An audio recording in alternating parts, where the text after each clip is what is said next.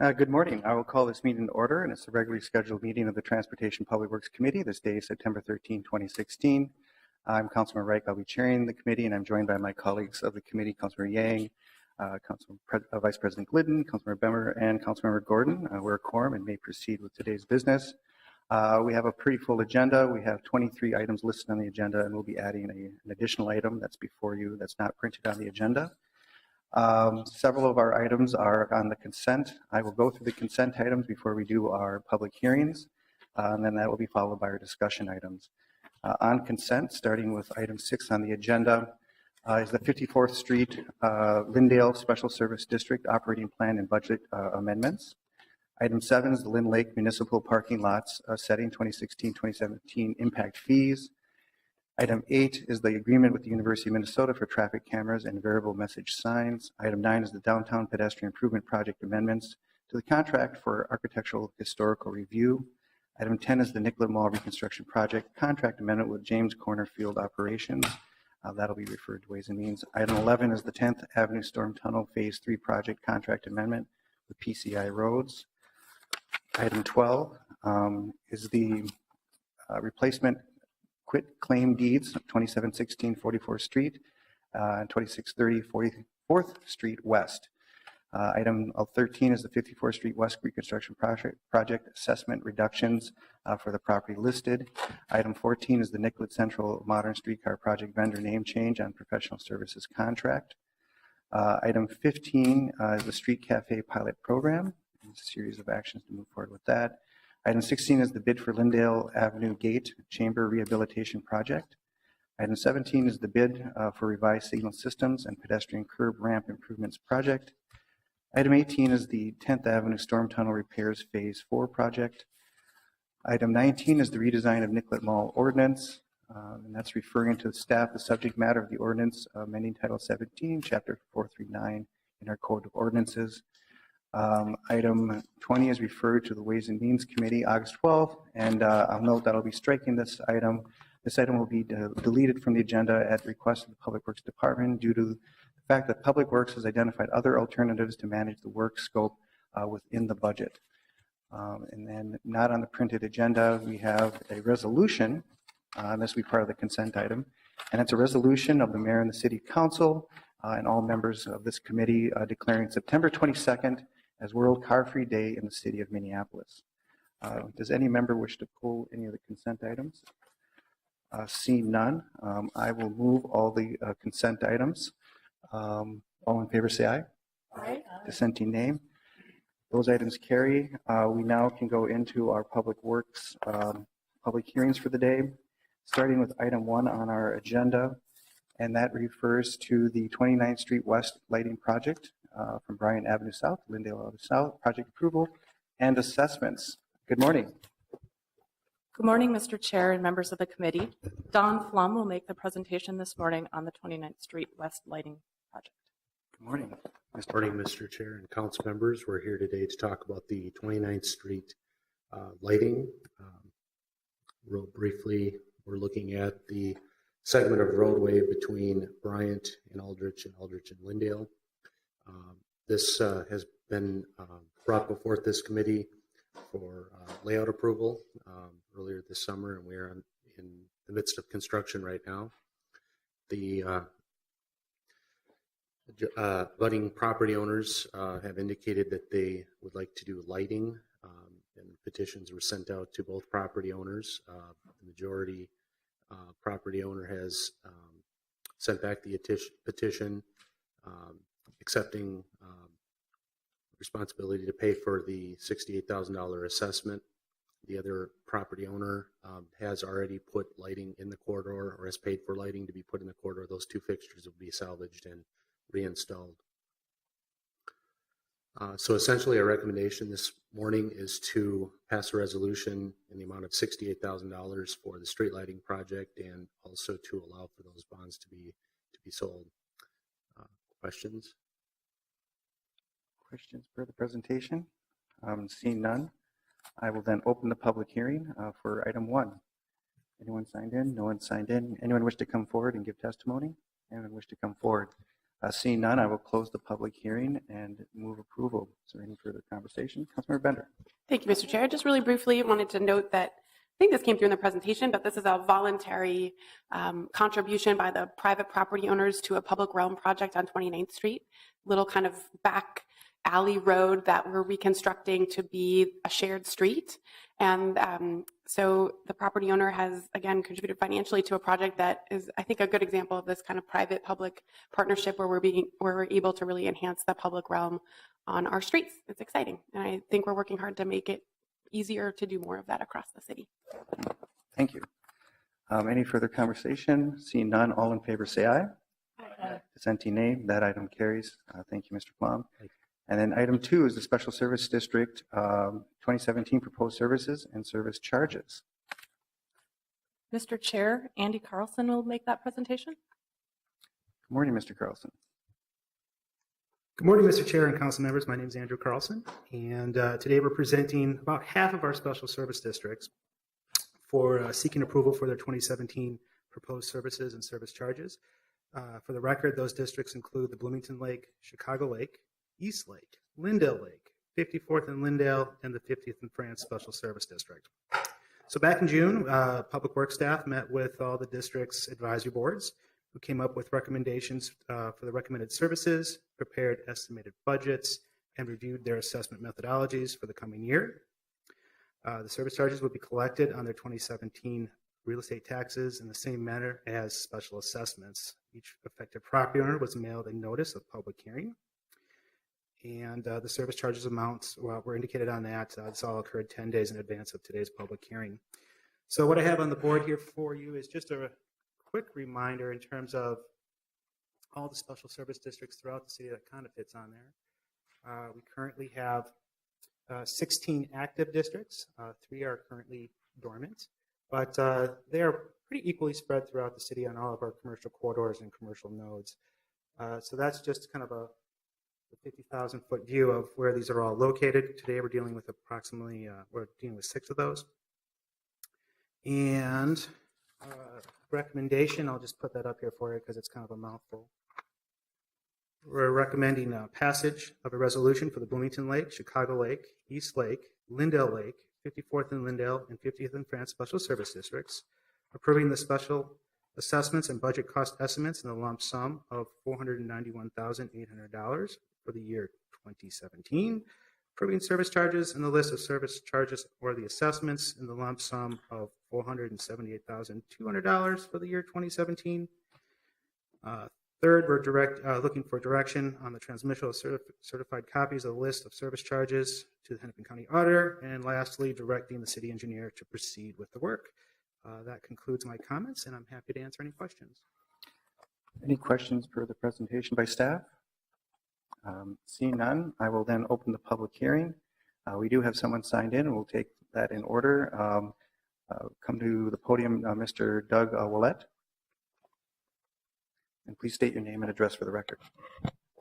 Doug Willett from Willett Bakery, 3608 West 50th Street, Minneapolis. Good morning, Council. I'm coming a little bit late to the party here, but this was our only opportunity to do anything about this in this coming year. We met last week with a couple of the members here on the Special Service District. This is a new district that we have on the 50th and France neighborhood. We're on the far east end of this district. We also have a fairly long sidewalk presence in that district, which we maintain ourselves, by the way. And we also have a parking lot. The proposal that was made for the budget for this year was that our portion would be, I'll get the exact number here, is $7,213.76. And as my business partners and I discuss this matter, we feel that, first of all, for the benefits that we would receive from this service district aren't anywhere close to $7,200 worth. And second of all, because of the nature of our business and the nature of our property, we have extensive maintenance already.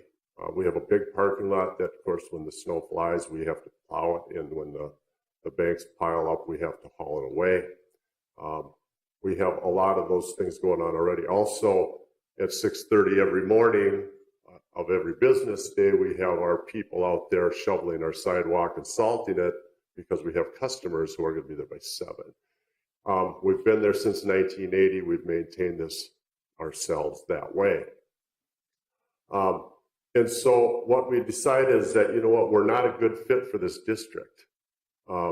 There's been a lot of probably good things for the businesses closer to 50th and France, the ones that are more compact and maybe have more foot traffic and such, have more trees, have more ability to light at Christmas time and stuff. There's plants and pots and stuff that the special district does take care of. In our case, we have one flower pot out in front of our store. There's a maintained.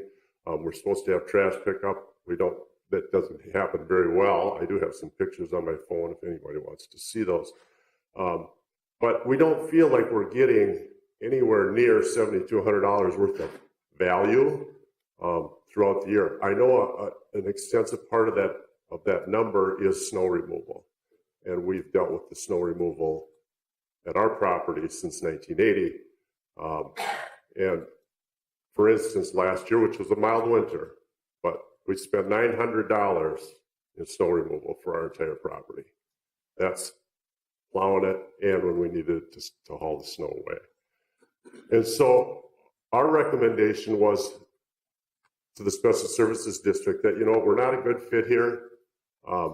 Maybe we could redraw the line and exclude us and just let us do our own deal there. We don't feel that one flower pot and maybe some snow removal is worth anywhere near $7,200. And so as we met with them last week, we wanted to do something immediately if we could.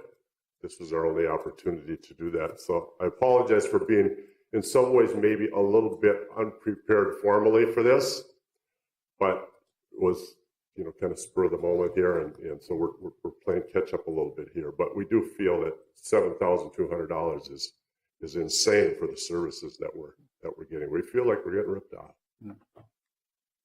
Well, thank you. I understand your objection and the basis for it. So it's noted in the record. Thank you. Mr. Carlson, in terms of determining the parameters of a district, if you can maybe illuminate that in response to the testimony. Yeah, we had an open house for ratepayers last week, and we had a nice conversation with both Mike and Doug at that time to kind of provide pretty in-depth background in terms of what this new district currently is proposing in its 2017 work plan. They were amenable to attending the next board meeting, bringing this to the advisory board's attention. Again, as staff, we really look to the advisory board, the city council appointed advisory board, to provide some direction. And through a polling of the board members as an outcome of the open house, they were recommending that we move forward with the agenda or with the budget as proposed, and that we schedule a meeting this October, inviting representatives from Roulette Bakery to make their case to if adjustments can be made. I will say that this is a unique district in terms of the snow is really, I think, the core of the issue here. And with no street parking on 50th, but yet parking on France, that parking is having that parking be made available during the winter months along France Avenue is highly valued by those businesses to free up that space, whereas Roulette's has their own parking lot. So I think there's a room for compromise in terms of working through that. Unfortunately, with today's request for approval for 2017 services, we would be asking that we move forward with this and that convening the advisory board to see what we can work out as part of the 2018 budget process and take into account their concerns at that time. And those concerns will be fully vetted through that process. Absolutely. Which is just around the corner, a few weeks from now. Yeah, it's funny how it works, but yes, it will be here before you know it. Okay. All right. Well, thank you for that. Any further questions, Councilor Yang? Thank you, Mr. Chair. Mr. Carlson, the gentleman talked about how snow removal for previous years. I mean, he or his company has paid for it, and in situations where snow removal is part of a special services district services. I mean, wouldn't that be reimbursable, or wouldn't that just be a situation where the special services district is thinking about how do they better serve the gentleman so that he can continue within the special services district, because that's one of his concerns. True. I should start by saying that services are provided equitably throughout the entire district. Everybody's receiving the same level of service. It's just a matter of how that service is valued based on the existing conditions. So everybody's receiving sidewalk snow clearing and removal around the perimeters of their property. So all this work, of course, is taking place within the public realm. We're not plowing their private parking lot. That would still be their responsibility. This would be the sidewalks and then hauling that snow away. Snow is a significant portion of this district's budget. To have those sidewalks cleared and the snow hauled away makes up 2/3 of their overall budget.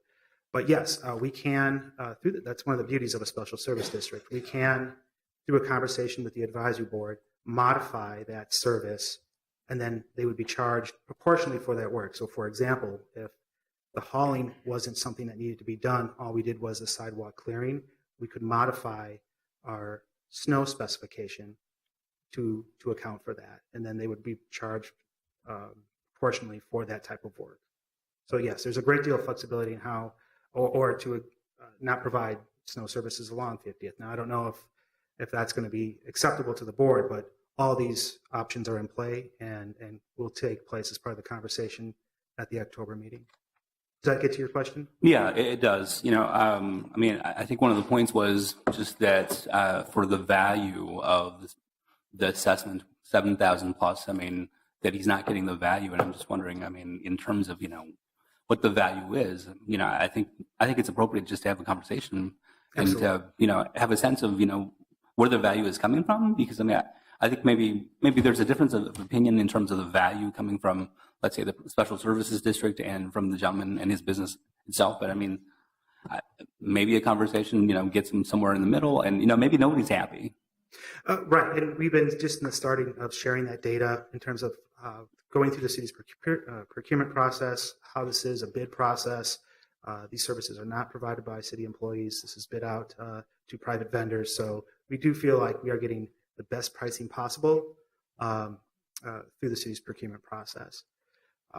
And again, that's a much longer conversation than we were able to have at an open house last week. But I think there's been a willingness on their part to sit down with us and talk some more.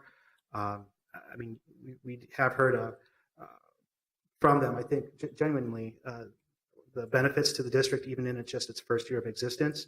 But and we expect to make some types of modifications and tweaks through our bid process and through our specifications. Every district is different.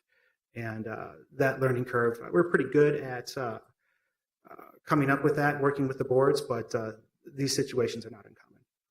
Mr. Chair, one last question. The gentleman talked about how they're at the very end of the special services district. And, in situations like that where, let's say one business says they want to be cut off from the special services district, what's the pros and cons of something like that? One of the main benefits of a special service district is to provide consistent services throughout the district. And they're clearly within the district, where they're within this commercial node. To reap the benefits from what others are paying into and not contribute doesn't really play into the public good. So from a staff perspective, our recommendation would be to keep them in the district, but to work with the property owner to find a way to where they do see the value in what it is they are receiving. This is a partnership, so we need to be mindful of that, to where if enough businesses no longer see the value in the service district, it can go away. So we're receptive to that, but I think there are plenty of services that they are receiving that they do value, and I don't want to speak for them, but I think in spending more time and going through their budget and what services they would value and inviting them to participate on a more regular basis and helping to make some of those decisions would be welcome. Okay. Thank you. Any further questions? Any further testimony on this item? uh, new testimony? Any further testimony? See none, I will close the public hearing, knowing through conversation that there's more process to which you can appeal your case, hopefully get modifications to your satisfaction. I'm going to move the item as recommended by staff. Any further discussion? Seeing none, all in favor say aye. Aye. Dissenting nay. That carries forward. We can now move to item 3, our third public hearing, and this is in regards to the West Broadway Improvement Special Service District 2017 proposed services and charges. Andrew Carlson will make this presentation as well.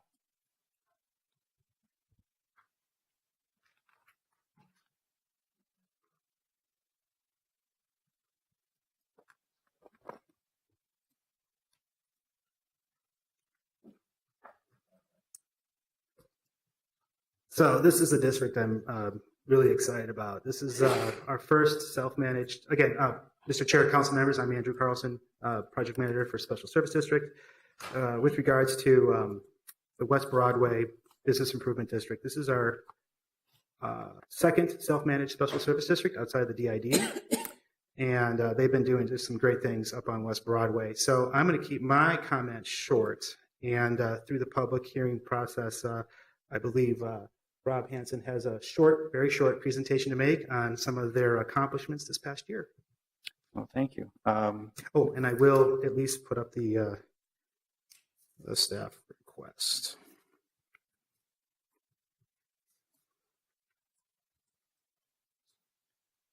Any questions for staff before I open the public hearing? Seeing none, I'll open the public hearing and invite Mr. Hansen to come forward. Please state your name and address for the record. Morning, Mr. Chair, council members. My name is Rob Hansen. I'm the executive director of the West Broadway Business and Area Coalition. We are in charge of managing the services for the Special Service District along West Broadway.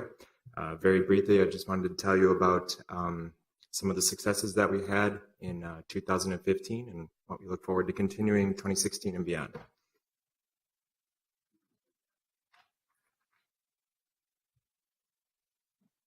So let's start with litter cleanup. We had 996 hours of time spent working in the corridor with our cleanup crew workers, which equated to the removal of 1,300 pounds of litter from within the corridor.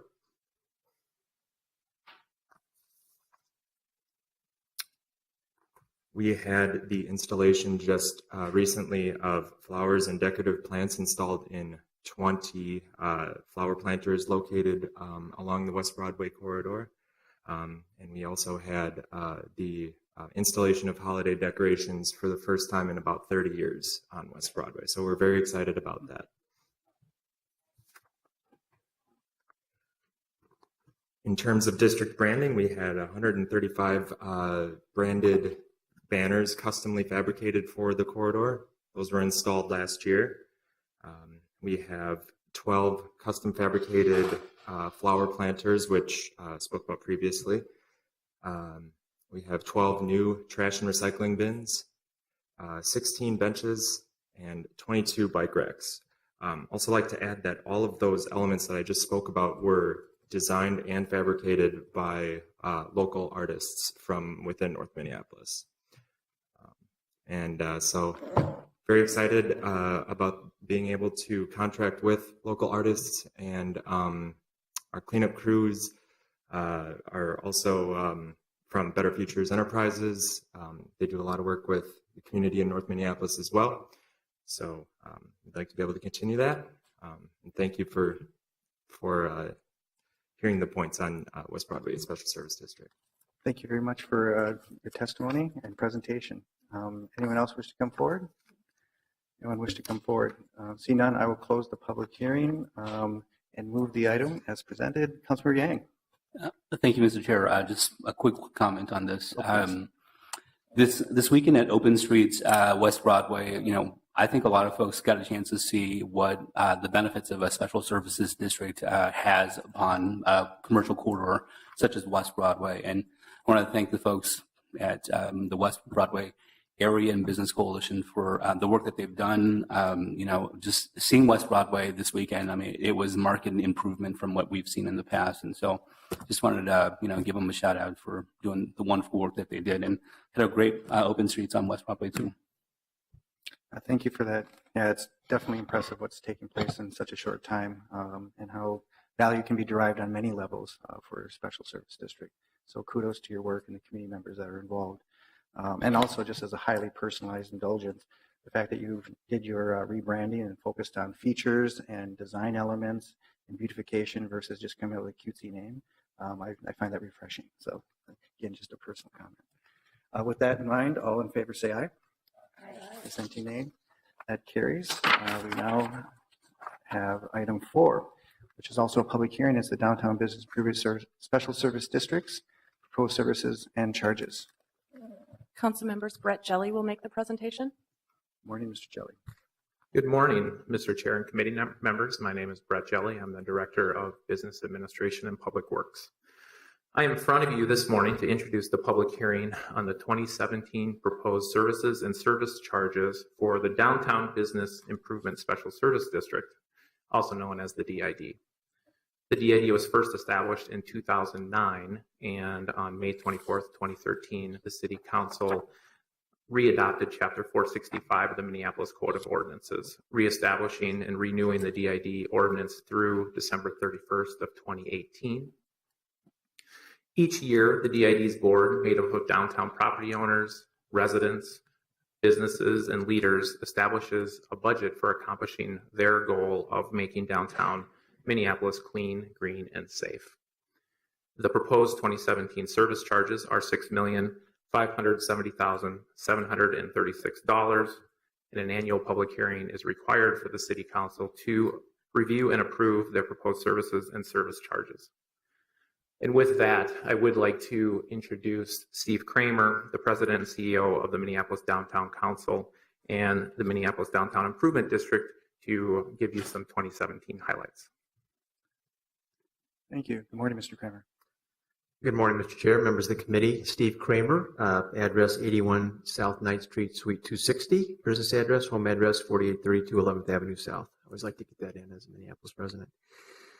And I don't think anybody's going to accuse us of having a cutesy name as DID, just to make that point. But we're excited that this is our first operating plan that reflects the latest strategic plan for the DID. And the biggest change in that plan is moving from 3 service tiers to 2. And in making that change, we really include parts of the growing Easttown neighborhood in the highest level service tier, given the dramatic change in development in that part of downtown.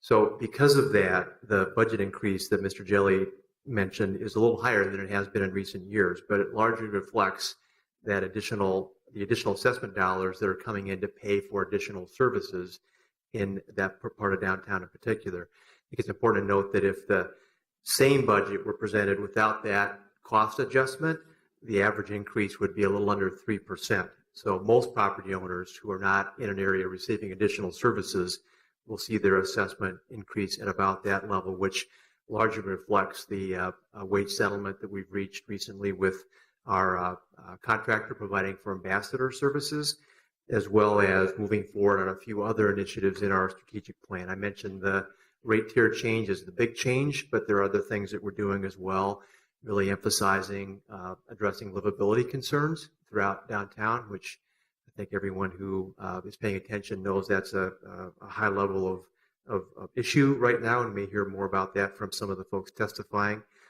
as well as additional outreach and activation strategies under the theory that safe streets are active streets, and we want to be a part of that effort.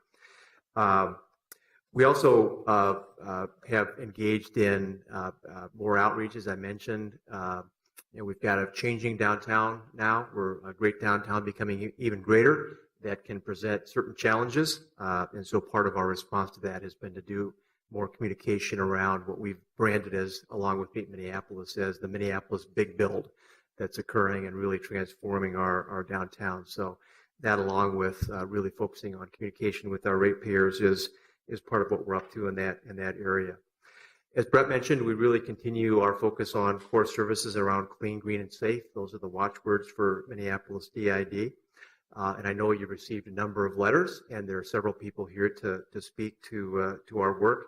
We're really grateful for the contributions that our 18-member Budget and Operations Committee make. That committee is led by David Wright from U.S. Bank and Amy Wimmer from Hines, and they really are and their 18 or 16 other members who are broadly reflective of the ratepayers to DID really do the hard work of crafting this budget and making sure that it is addressing the most important and critical needs in the downtown area, in the area of our scope, clean, green, and safe. So with that, I know you have a number of people who'd like to testify, and if there are questions that come up that I could help answer, I'm happy to do that. Thank you. Appreciate that. Does that conclude the presentation? So with that, I will now open the public hearing. I do have several people who have signed in. I will go through the list in order, beginning with Mr. Bill Deef. Please come forward and state your name and address for the record. Good morning, Mr. Chair and council members. My name is Bill Deef. I live at 465 Nicollet Mall. I work for Meet Minneapolis, an organization of 600 hospitality partners. We're located at 250 Marquette Avenue in downtown Minneapolis. We're here today in support of the DID and passage of the resolution approving both the operating plan and service charges that are listed here. Keeping downtown safe, clean, and green is very important to the hospitality industry.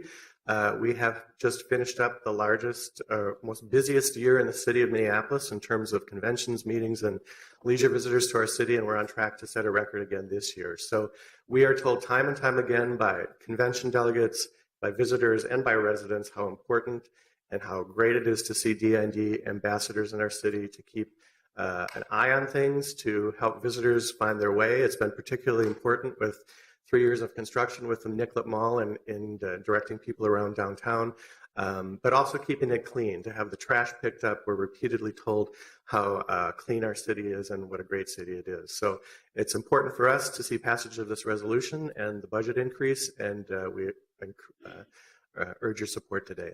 Thank you very much. Thank you. We now have Toby Brill.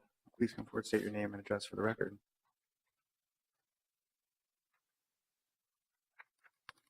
Good morning. My name is Toby Brill. I'm a property owner at 20 4th Street North, which includes 28 4th Street North and 327 1st Avenue North.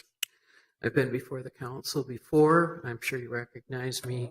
I'm here to oppose the forward movement of the DID budget.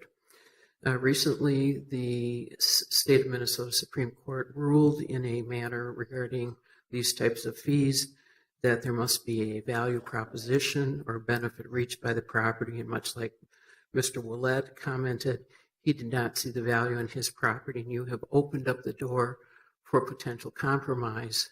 Over the years, since 2012, when I've appeared before you, we've been asking the DID to compromise. Here are some of the various solutions we proposed. One, that the warehouse district, which is effectively where I'm located in the North Loop, secede from the DID property zone and be a self-managed district and maintain their own responsibilities for operating efficiencies and delivering the levels of service that that area needs.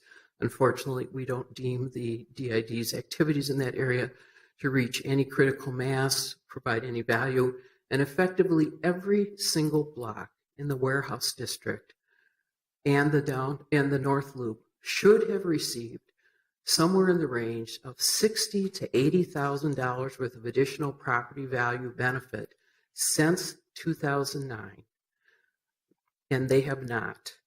The city of Minneapolis, in its prior responses to the property owners, has indicated that there is no measurable benefit that can be determined for the services of the DID. I ask this council to seriously consider the actions of the mayor of the city of Duluth, who in its own district has recently ordered the council to remove these types of service fees that are charged as assessments on real estate taxes and revert them into the ad valorem tax calculation. What I was glad to hear when I came to this meeting is that there are the success of the West Broadway group We have no communication across the districts with folks that are stellar performers such as West Broadway. We have never seen any flower pots, benches made and designed by local artists. In fact, we have almost none of that type of hardscaping in our area, yet we're paying the premium service level, the same as the Nicollet Mall is assessed, for an area that is as up and coming as can be. A new hotel opened on Hennepin Avenue within the last month. Soon before the end of the year, the AC by Marriott will open. The Hewitt will open on Washington Avenue. Those are all signs of forward progress, and not to mention the amount of residential properties that have come up. And that neighborhood is deserving of a substantially greater amount of infrastructure improvement, particularly in the landscaping and hardscaping. It receives the absolute minimal amount. So therefore, the cross communication, which should be fostered by the DID and its subcommittees, is absent, and we can't share our ideas or voice our opinions because we don't know what's going on elsewhere. What we do ask, however, is that the DID is retired in the Warehouse and North Loop District, effective at the end of this year, and that we become a self-directed group. We again ask that the DID's program include residential premises, which are an increasing percentage in that area and who pay absolutely not $1 in fees. And we ask for and although we have one property owner seated on the Operations and Budget Committee, the DID ordered not one but two consulting reports in the last couple of years and implemented virtually none of the consulting report, despite the fact it was presented to their Operations Committee. All these things speak to efficiency of operations, the need for operations, and suiting the operations or the suitability issue for this neighborhood. When you have a neighborhood that has really had the level of transition of the North Loop and the Warehouse District, but is not even in the sight line of the city, it is unfortunate. We've asked Councilmember Fry to work towards infrastructure and hardscaping for First Avenue North in conjunction with the remodeling of the Target Center. And we have received, what we received was streets that were repaved and restriped, which look terrific and were beautifully done. But there is much more, whether it's flowers, hanging baskets, banners, all the items that were mentioned by the Broadway district director. None of those things happen down in our area. So if we're going to be left as the last wheel on the wagon, we want to secede, manage our own activities, and we do not encourage that this budget go forward, and that you direct Steve Kramer to actually work with us as opposed to ignore us with our requests. Thank you. If there's any questions, I'll be happy to stay here for a minute. Thank you. See none. Thank you for your testimony. Going down the list, we have John Campobasso. Please come forward, state your name and address for the record. Mr. Chair, council members, John Campobasso with Krause Anderson, temporarily located out at 3433 Northeast Broadway, and are looking forward to moving back to our property that we're under construction with right now at 525 South 8th Street, part of the big dig that big build, that Steve was mentioning. We are obviously excited about committing to moving back downtown with a significant investment, and we're supporting the DID and its efforts there. I do serve on the Operations Committee and have been involved with that creation of the budget and supporting those initiatives.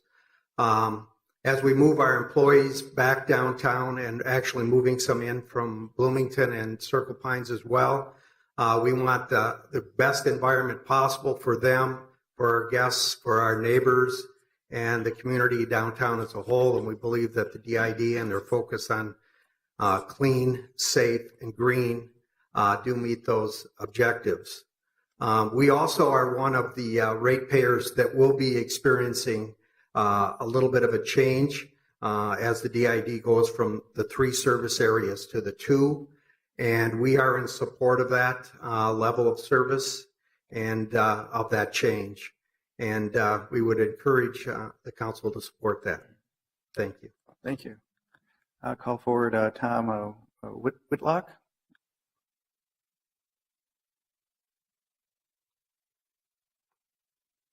Good morning, Chair, Council members. My name is Tom Whitlock. I own a 17-person landscape architecture firm in the Warehouse District at 401 2nd Avenue North, Suite 410. I'm here to express my support for the DID and specifically for the proposed 2017 operating plan and budget. The DID's efforts to create a cleaner, greener, and more safe downtown has helped to create an environment that my employees can't find anywhere else in the state of Minnesota. My building is at the corner of one of the late night crime hotspots, and the safety and well-being of my employees is paramount to me. The efforts of the DID to engage the Warehouse District Association, the Minneapolis Police Department, and other stakeholders in that district has resulted in increased coordination, improved safety, and their efforts continue on that front, which is really important to me and my business, and is why I've re-upped my lease. I'm also chair of the Downtown Experience Committee, and their efforts on cleaner and greener are also important. If you look in the Warehouse District and you look on First Avenue, you do see flower pots, you do see hanging baskets along First Avenue and some of the side streets. And whatever we do on the Downtown Experience Committee to activate downtown is irrelevant if we don't have a clean and green and safe downtown. So those efforts are really the first impression anybody who comes downtown has, and that is a lasting impression. So that's extremely important.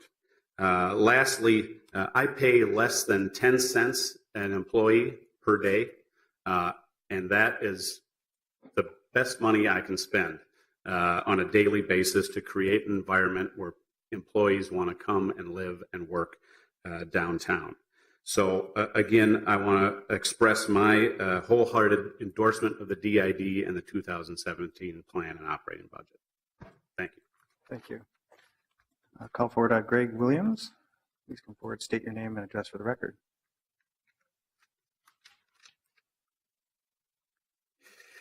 Good morning, Mr. Chair and council members. I'm Greg Williams. I live at 3031 Ewing Avenue South. That's my personal address, but I'm here representing Metro Transit. My office for Metro Transit is at 677 Transfer Road in St. Paul. Just a little bit about myself. I've lived in Minneapolis all my life, born and raised. My father was an architect and real estate developer and had his firm downtown Minneapolis. What that means for me is sitting at the dinner table most nights and talking about the development of downtown Minneapolis. Recently, I just transitioned to Metro Transit after 20 years in facilities management at the University of Minnesota. At Metro Transit, I'm currently the assistant director of facilities maintenance there. So during my time at Metro Transit, I've been very impressed with what the Downtown Improvement District has been doing and being a strategic partner with Metro Transit. One of the things that I bring with me from the University of Minnesota, as some of you may understand, is that back when President Yudof was in place, there was the whole Beautiful You initiative that really beautified that campus and brought value to the students and parents that were attending that. I bring that same ethic with me to Metro Transit, even though I've only been there for about 8 months. I really believe that Downtown Improvement District shares that same ideal. We at Metro Transit have found that the Minneapolis Downtown Improvement District we have found them to be a productive collaborator. Mutual cooperation and innovative thinking is the best way to address some of the unique challenges of operating in a busy and vibrant, changing downtown. And the challenges we all know, and we face them at Metro Transit, and DIDS faces them here. And working together, we've been able to come up with some solutions. One is that on 8th and Hennepin, there was a problematic bus shelter there, maybe a hot spot for crime. We met with Steve Kramer, talked about an action plan moving forward, and the immediacy needed to solve that. We ended up taking out that shelter, and we're in the process of replacing it with a more modern shelter. The services that the ambassadors provide along Hennepin Avenue, and when Nicollet Mall is finally finished, is invaluable for us in our operation as we look to raise our service levels as far as transit in the cities go. So we are wholeheartedly behind the proposed budget for 2017. That's all I have. Thank you. Thank you. Brent Hansen. Good morning, Mr. Chair, council members. My name is Brent Hansen. I'm a vice president of corporate real estate at Wells Fargo. Work address is 550 South 4th Street in Minneapolis. I'm here to support the DID and the operating plan and the increased assessments. I think a measure of a good organization is the ability to embrace change while consistently offering good service. Since 2009, when some forward-thinking businesses got together and came up with the idea of the DID and have since partnered with the Minneapolis Police Department and other downtown leaders to keep Minneapolis clean, green, and safe, they've consistently provided that good service. They've been able to do it with limited staff. They've created job opportunities for what I would consider to be an outstanding group of ambassadors. DID continues to evolve and is critical to our 7,000 team members in downtown Minneapolis, 5,000 of which just moved to Easttown, where it's sort of the next frontier, if you will, for development, as everyone knows. I can't tell you how many comments I've gotten from our team members, from guests, from customers related to the helpfulness of specifically the ambassadors, but the open communication and transparency that the DID has provided related to what's going on with all the construction downtown, et cetera. And so they've been critical in helping our employees navigate what is a new experience for everyone in Easttown. In fact, DID has become part of the fabric of downtown. And on behalf of Wells Fargo,